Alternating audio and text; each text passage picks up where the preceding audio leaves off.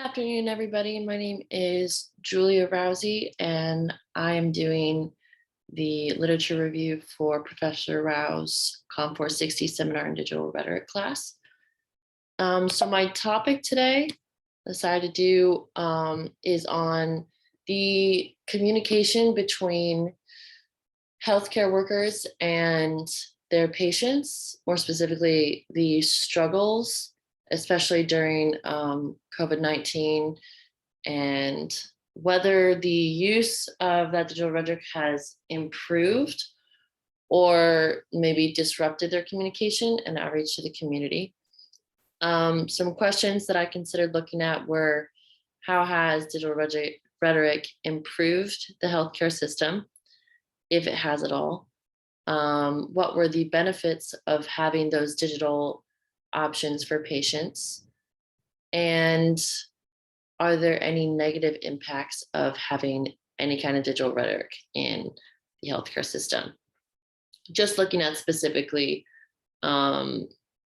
patients who have technological challenges and aren't able to work the video system that the doctor has chosen to use, and if they can maybe remedy that, like other things. So the first article I found, I thought was really interesting because it was, and they had an online qualitative study, which was conducted in the Netherlands, which basically was gathering information about the experiences of online psychological treatment through an online survey of open-ended questions. Basically, like the purpose being if it's beneficial towards the patient or if it impacts them worse than it would beneficially. Questions like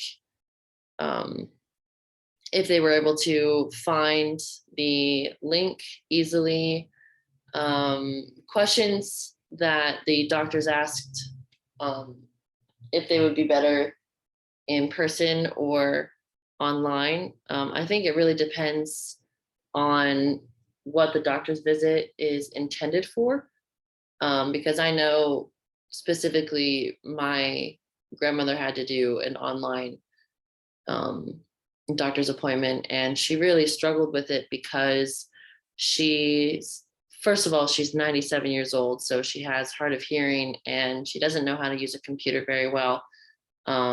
I was able to relate to this literature review just because I had to go up and help her with first they had questions that you need to answer before you even started the video, which I thought was odd. But this article specifically really was more about asking the patient how they felt about doing an online meeting instead of in person. And in terms specifically of dealing with mental health, the reviews came back as more negative than positive because they would have preferred to have an in-person conversation rather than online. Just because it gives, being in person is a more personal relationship, whereas online I feel like it's definitely a lot more challenging and not as personal. The second article that I found was going into detail about the relationship between family doctors and their patients post-COVID, and what they had to do to adjust to the pandemic situation, whether it was an easy adjustment or a hard adjustment, and really what they went through with that.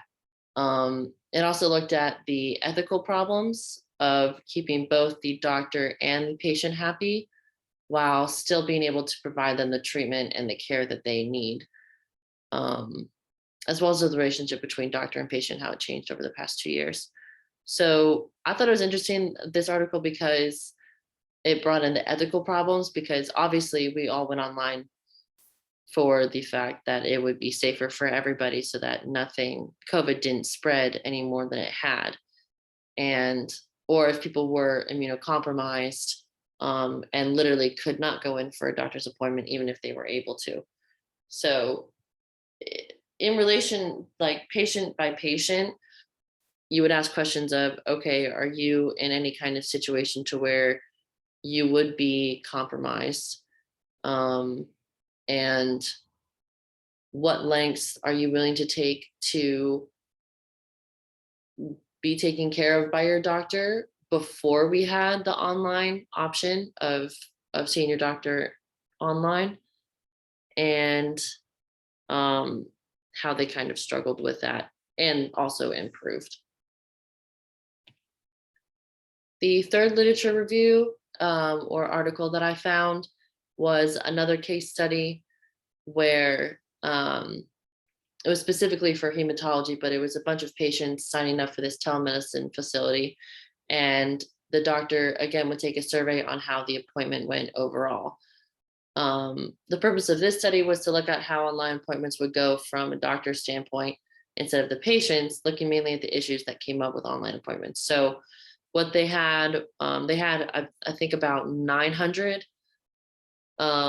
patients who signed up for this, and there were certain ones when they were trying to get in contact with the patient, either they had the wrong phone number, they dialed it wrong, the patient didn't pick up and never got back to them, didn't look at emails that were sent out, like any kind of communication that they would try and reach out to them for to either schedule the appointment or even have the appointment for that day. Um, it just couldn't happen. Or I know in my case, when I lived with my dad, we live out in the middle of nowhere. We have no Wi-Fi, no, just we're in Hicksville. So in that case, it was very difficult to have doctor's appointments because the internet was crappy and you wouldn't be able to, if at all, connect to the internet and have a good connection with your doctor who's in maybe Fairfax or DC or, even Manassas. It was just a lot. I remember that one being a big one that stood out. Um, and just an overall miscommunication between the two. And I really like just reading the article, it showed how frustrated like the doctor's standpoint was because they want to help their patients.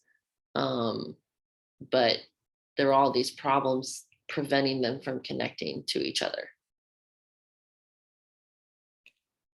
The next review was another article which discussed the implications and effects of COVID-19, looking at their communication in healthcare and how there were risks of communication and the uncertainty that came with that.